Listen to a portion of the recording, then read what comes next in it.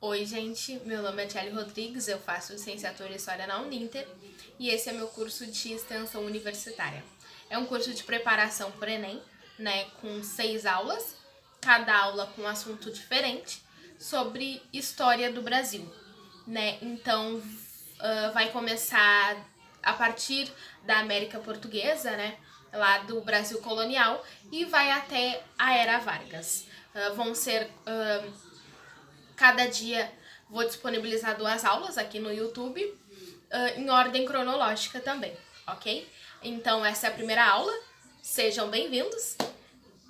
E eu tô iniciando essa vida de professora e youtuber, então qualquer coisa me perdoem, mas é isso, conhecimento a gente precisa compartilhar, né? Então vamos nessa.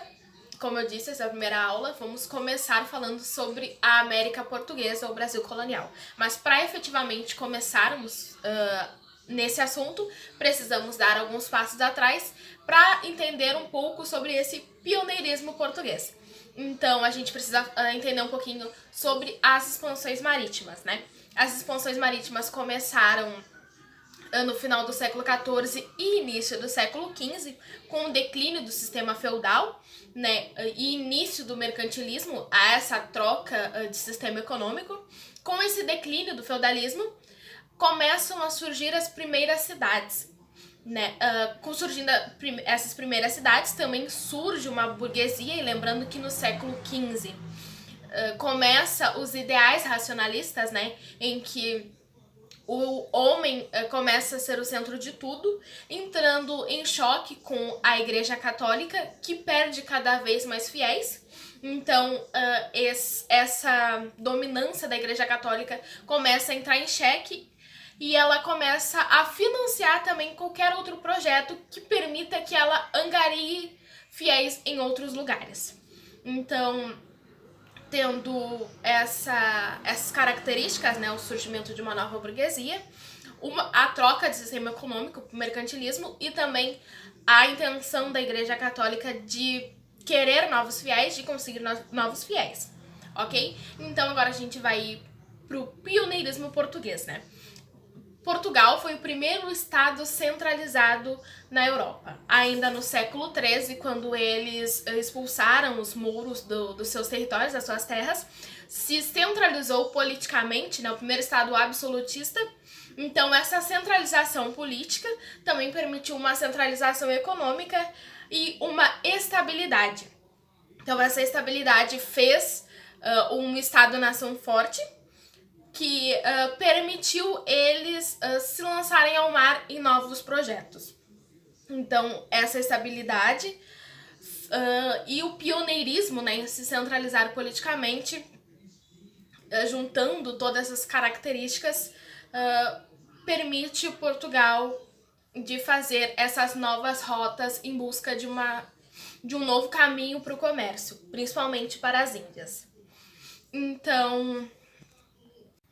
Então, buscando essas novas rotas para as Índias, principalmente para quebrar o monopólio árabe e italiano, né, que eles dominavam a rota do Mediterrâneo, Portugal se lançou ao mar, né, principalmente querendo contornar a África, né, pelo périplo africano.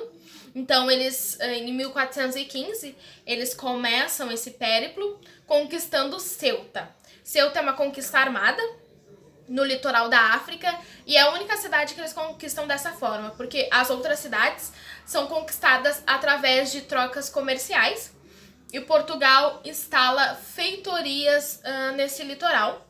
É bom a gente guardar essa informação, porque vai ser muito importante para depois, para a história do Brasil, né?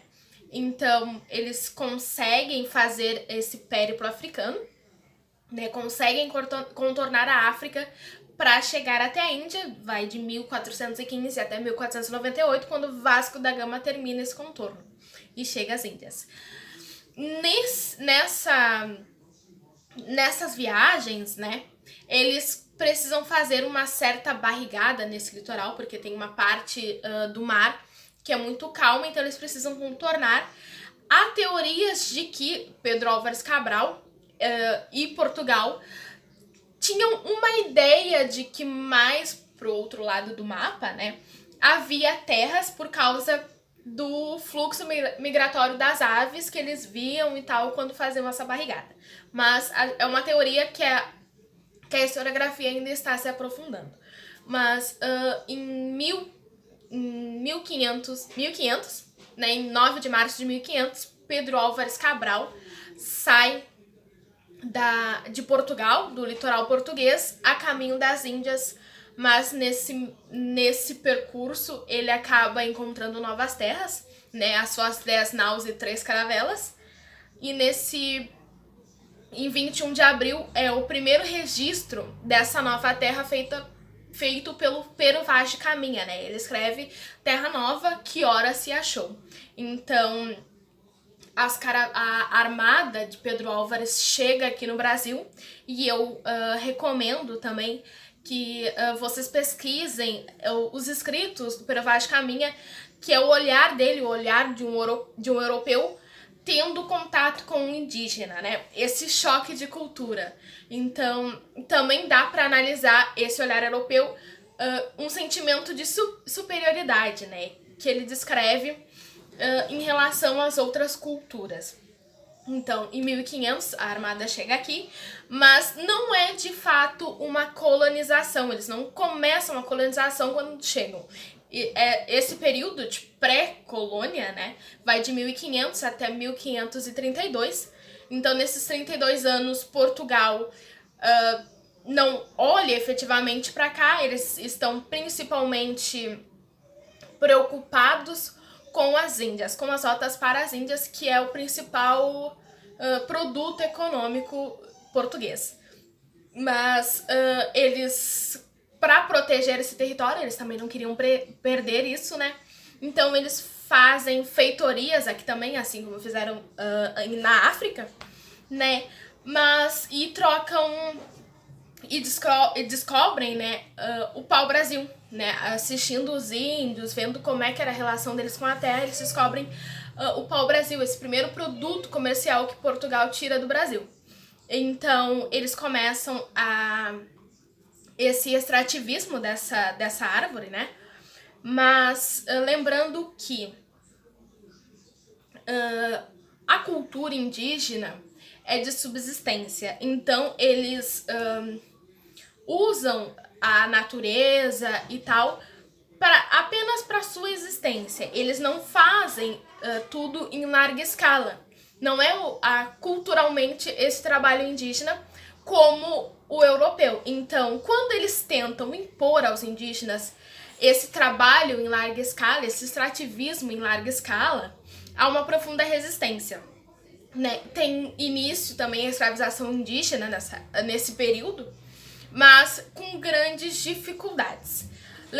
Então, eles fazem as feitorias, começam a explorar o pau-brasil e também uma coisa muito importante que é o escambo. O escambo é essa troca de pau-brasil, né? Os indígenas colhem, derrubam o pau-brasil e trocam por quinquilharias portuguesas, né? A gente denomina isso de escambo.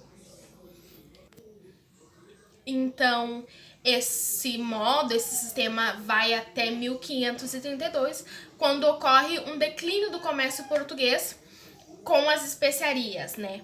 É uma perca de lucro por causa da dificuldade que Portugal está tendo em negociar essas especiarias das Índias. Então, com isso, o reino português começa a olhar diretamente aqui para a América Portuguesa e pensam em uma colonização de fato. Mas como essas terras achadas eram bem maior do que o território de Portugal, Portugal não tinha dinheiro para colonizar isso, para manter uma colônia. Então eles terceirizam esse custo de colonização com as sesmarias. As sesmarias são 13 faixas de terras doadas pelo rei de Portugal, né, aos nobres portugueses. Eles não podiam vender ou doar, né, podiam apenas passar de pais para filhos, capitanias hereditárias. Então, começa o plano de colonização aqui dessa América Portuguesa. Só que não deu muito certo, porque essas faixas de terra, né, Portugal deu para controlar mais o território e para desenvolver uma atividade lucrativa que também desse lucro para a coroa, elas eram completamente gigantescas, né? Lembrando, é um território maior do que o território de Portugal. Então, esses nobres que tinham essas esmarias não conseguiam controlar as invasões do território e também não conseguiam desenvolver uma atividade lucrativa. As únicas capitanias que deram certo são a capitania de São Vicente e Pernambuco, que desenvolveram, começaram o comércio de açúcar. Com esse completo fracasso das capitanias hereditárias, Portugal decide, em 1548, por um órgão político centralizado aqui nas Américas. Também, quando um capitão donatário é completamente devorado pelos tupinambás, forçou também eles a fazerem isso. Mas, enfim, em 1548, Portugal instala o governo geral, com o Tomé de Sousa, para centralizar as decisões dessas capitanias hereditárias, né? Para fazer com que seja controlado e também para ajudarem eles a desenvolver uma atividade econômica lucrativa.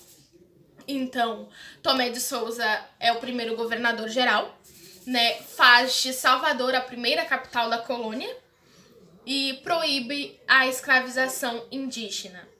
Não porque ele era uma pessoa boazinha, assim, mas por grande influência da Igreja Católica, que queria catequizar esses índios e os tornar fiéis, né? E também pela dificuldade de manter esses índios controlados, eles tinham uma facilidade gigantesca de fugir por conhecerem muito esse território. Então, junto com o governo geral também tem as câmaras municipais, que é um controle mais próximo dessas capitanias hereditárias, que é formada pelos homens bons, né?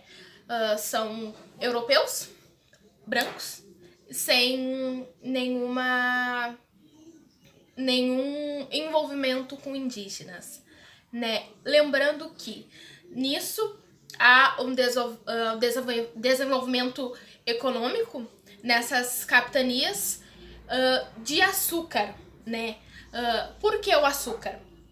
Portugal já tinha uma experiência no plantio de açúcar pelas ilhas das Antilhas, né? E também porque o clima brasileiro era completamente favorável e igual ao clima do litoral africano. Então essa experiência, né, fez com que Portugal começasse também a plantar açúcar e fazer esse extrativismo de cana-de-açúcar. E com tem início ao ciclo do açúcar.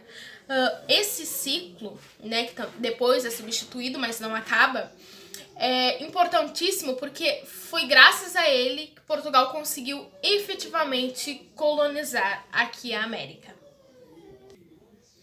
Essas características, né, do plantio de açúcar, desses engenhos de açúcar, são 3 eixos, assim, o plantation, né? A mão de obra escrava, que já estava proibida a escravização de índios, né? Escravidão de índios, de indígenas. Então, tem início também aqui na América Portuguesa a escravização de africanos, né? A escravidão negra, uma mancha na história do Brasil. Então, a mão de obra escrava, agora não mais indígena, mas africana, o latifúndio e a monocultura, né? Não podiam plantar mais de um produto nessas capitanias, né? Comercializar mais de um produto. Mas não era algo exclusivo. Tinha outros produtos, né? Como o algodão e tal, mas o açúcar era predominante. Então, começam a surgir essa sociedade ou civilização açucareira, né? Uma sociedade patriarcal em que tudo girava em torno do homem, esse comércio de açúcar, né, foi o principal motor econômico por quase 2 séculos, né, por 2 séculos, quase 3, da colônia com a metrópole portuguesa. Formamos, assim, uma civilização de açúcar, como eu já falei, né, moldando as estruturas sociais das pessoas que viviam aqui, e isso vai, só entrando um parênteses, assim, da grande relação entre o açúcar da coroa portuguesa com os holandeses, né. A coroa portuguesa pedia empréstimo à Holanda para conseguir financiar esse plantio de açúcar aqui na colônia. Então, essa relação também, esse açúcar plantado aqui dava dinheiro para Portugal, como também dava dinheiro para a Holanda. Esse ciclo econômico vai até mais ou menos 1796, né? 95? 1695, né? A cola ali. Vai até 1695, com o declínio desse comércio de açúcar, né? Porque os holandeses começam também a entrar nesse negócio, mas também porque Portugal, graças aos bandeirantes, né, que eles começam a interiorização da colônia, né, acham ouro no Brasil Central. Então, há essa troca de ciclo econômico, mas não deixa de ser produzido açúcar aqui, apenas o foco apenas é mudado, né? Porque antes o açúcar era principalmente cultivado no norte, nordeste, agora o ouro, o eixo econômico colonial brasileiro é no Brasil Central, mas na região das Minas, né? Então, essa corrida pelo ouro, quando são achadas as primeiras pepitas de ouro, muda completamente a estrutura da colônia. Há também uma sangria em Portugal, né? Quando chega a notícia de que há ouro no Brasil, há ouro na colônia, vários portugueses saem da metrópole e chegam aqui, fazem buracos, né? Então Portugal também tem uma grande preocupação com isso. Então, grande parte da população se desloca para o Brasil Central. E esse novo ciclo econômico, o ciclo do ouro no Brasil, né, permite uma integração entre várias regiões. Porque como há um inchaço nessa região, essas pessoas precisam comer e precisam escoar também toda a produção das minas. Então, há um crescimento da pecuária mais ao sul, né? Começam a abrir caminhos entre as regiões e a integrá-las. E também esse escoamento vai até o litoral da região central, até o litoral brasileiro, do litoral brasileiro até a coroa portuguesa. Então, essa integração também é uma das características, né? E é muito importante também no Enem a gente saber disso. Outra característica importante é que Portugal precisa ter um controle maior dessa região, né? Porque, como eu disse, pessoas começam a chegar de todo lugar para conseguir achar ouro, né? Então, Portugal desloca a capital, não é mais Salvador, para o Rio de Janeiro, né? Fica mais próximo das Minas, mas também fica próximo ao litoral brasileiro, que permite sair e ir de volta para a coroa, né? Então, com isso, né, lembrando que muda a estrutura da colônia, né? Não é mais a civilização do açúcar, o ciclo do açúcar, agora as estruturas mudam de acordo com um novo a nova forma de economia da colônia. Então, com isso, esse pilar extremamente forte da colônia, né, começa essa integração entre regiões, um comércio interno também surgindo e se fortificando, né, da pecuária, e esses escoamentos faz com que surjam também uma burguesia, né, uma pequena burguesia na colônia. Mas Portugal, tentando controlar isso, faz com que Portugal tentando controlar isso, né? Começa a impor taxas, mas no século XVIII, mais ou menos, acontece um terremoto e depois um maremoto que destrói Lisboa, né? E eles precisam de dinheiro para reconstruir a capital da metrópole. Então, eles começam a apertar mais a cobrança dessas taxas aqui na colônia, e isso completamente deixa os colonos, os senhores de engenho bravos, e eles começam a cobrar isso da coroa. Eles não só cobram uma diminuição das taxas, como também uma maior liberdade econômica, né? Porque lembra que a cobrança do quinto, que era 20% de todo o ouro descoberto aqui, era dado à coroa portuguesa, a derrama e as casas de fundição também, para proibir o tráfico desse ouro, sem pagar as taxas para Portugal. Mas acontece também no século XVIII o declínio do ouro, né? O declínio desse ciclo do ouro e a crise desse sistema, né, colonial, começam a surgir algumas revoltas, algumas inconfidências. A mais famosa é a Inconfidência Mineira, né? Mas lembrando que a conjuntura internacional com a Revolução Francesa e também com a independência das 13 colônias, né, na América do Norte, esses ideais chegam aqui. Então, o grupo influenciado e também por Tiradentes começam a planejar essa independência de Minas de Portugal, não do Brasil, né, como é popularmente divulgado, mas a independência dessa região por causa dessas cobranças excessivas de taxa, pelo grande controle da metrópole aqui com a colônia.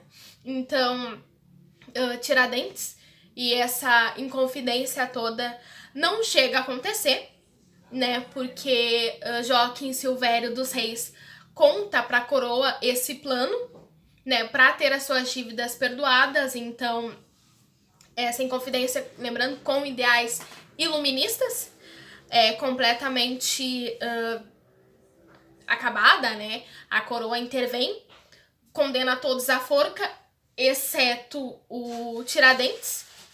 Para servir de exemplo, ele é esquartejado e tudo, né?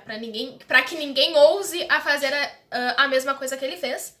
Mas isso não impede que haja outras revoltas na colônia.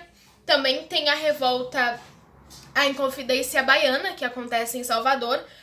Diferente da Inconfidência Mineira, que é algo mais elitista, né, mais com ideais iluministas, a Inconfidência de Salvador, a Conjuração Baiana, também tem os ideais iluministas, mas é com mais como é que eu posso dizer? Ela é mais popular, né? Os integrantes dela são mais populares, porque lembra quando a civilização do açúcar o ciclo econômico era no Nordeste, com o achado do ouro, esse eixo econômico se desloca para o Brasil Central, e há um buraco no Nordeste em que as pessoas passam fome e tudo.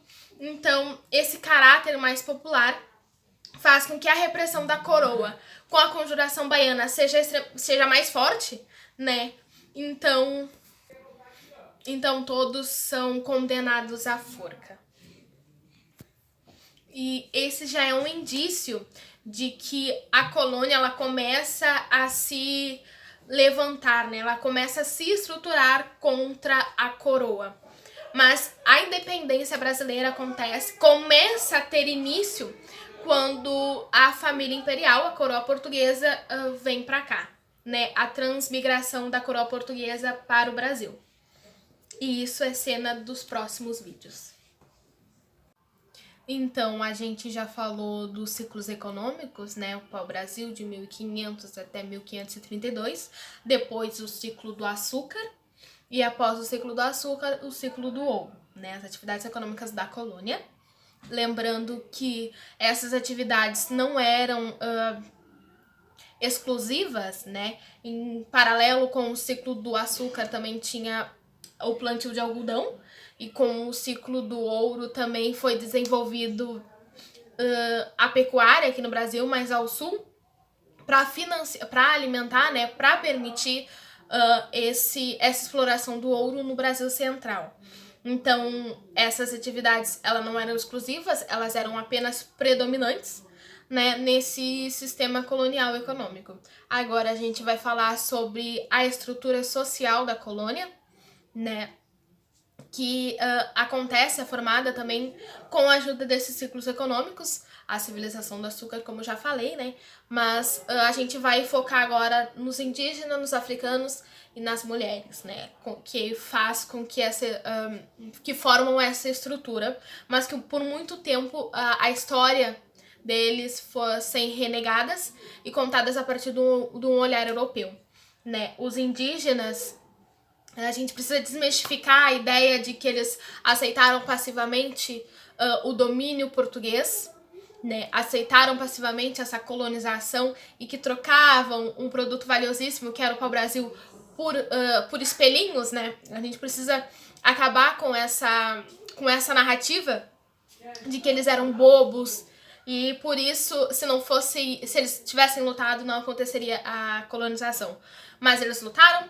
Eles sobreviveram, alguns, mas muitos não. Estima-se que quando os portugueses chegaram aqui, tinham cerca de 3 a 4 milhões de indígenas nessa América Portuguesa, mas que hoje, no século XXI, estima-se que tenha no Brasil 200 mil. Então, povos inteiros foram dizimados, culturas acabadas. A gente nunca vai saber, né, tudo que aconteceu, com tudo que acabou, porque os portugueses literalmente, né, acabaram com culturas, com idiomas e com essa história do Brasil, né? Então, quando os indígenas sobreviveram, conseguiram, né, eles não aceitaram passivamente essa colonização, e com essa dificuldade de escravização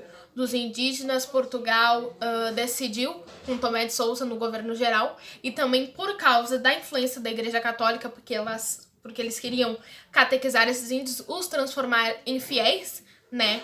Porque tem uma frase, agora eu não vou lembrar quem é, em que os indígenas, eles não tinham fé, não tinham rei, né? Mas eles tinham fé, mas não era fé católica.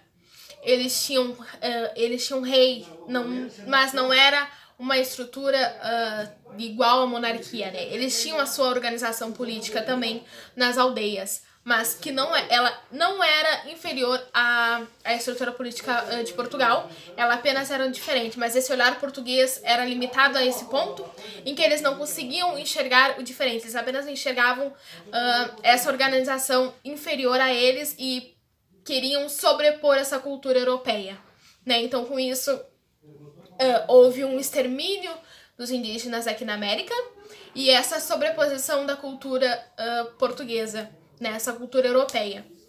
Então, quando Tomé de Souza proíbe a escravização indígena, ela não acaba, ele proíbe, né, começa um outro ciclo, né, de mão de obra, que é o ciclo de mão de obra escrava africana, que é uma mancha também na nossa história, uma mancha na história do Brasil, que dura por 3 séculos. Então Portugal faz dessa mão de obra um comércio lucrativo. Eles transformam o tráfico humano, é algo horrível, assim, eles transformam em comércio, né? É o ciclo econômico de maior duração na colônia, é o tráfico humano. Então, estima-se que cerca de 3 a 4 milhões de africanos tenham vindo de forma forçada para a América Portuguesa, né, nos navios negreiros. Os que conseguissem sobreviver chegavam aqui e eram vendidos como mercadorias, né? Tem até pedaços de jornais em que descreve essa venda. Então, Portugal, ela, como eu disse, faz com que essa diáspora africana tem uma migração forçada em larga escala. Estima-se que de a cada 10 pessoas que chegassem à América Portuguesa, 86 eram escravos africanos.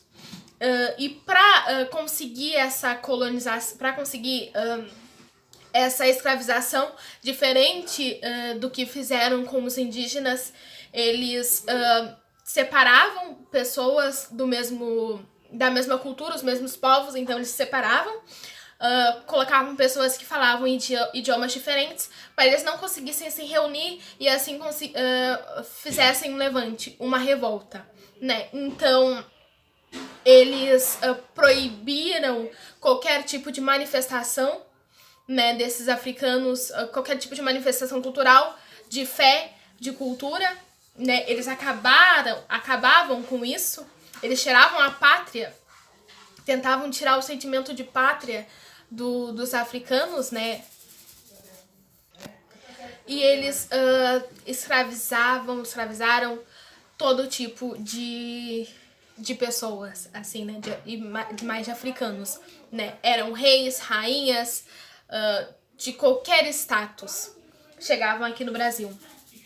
Então, a gente precisa... Vale a pena destacar que nós não éramos, o Brasil, a América Portuguesa, não era um país que tinha escravos. Nós éramos um país escravista, né? Porque ter ou não escravos era motivo de diferenciação social, né? Quanto mais escravo, mais ascensão social obtinha. Então, esse sistema, né, que faz a escravidão ser um objeto de destaque social, de status, faz com que sejamos um país escravista, né? E as mulheres também, lembrando que nessa sociedade, nessa civilização do açúcar, né, açucareira, e depois do ouro, o predomínio era de homens brancos, né? Então as mulheres, quando vinham, eram silenciadas, as mulheres não tinham vontade própria, elas ficavam no domínio do pai, depois do domínio do pai iam para o domínio do marido, né? Então ficavam presas dentro de casa, não tinham oportunidade de estudar. E a gente agora precisa entender que essa estrutura era a estrutura essencial do Brasil colônia, ok? Então, é isso. Na próxima aula, a gente vai falar sobre o processo de independência do Brasil, que acontece com a vinda da coroa portuguesa para cá, ok?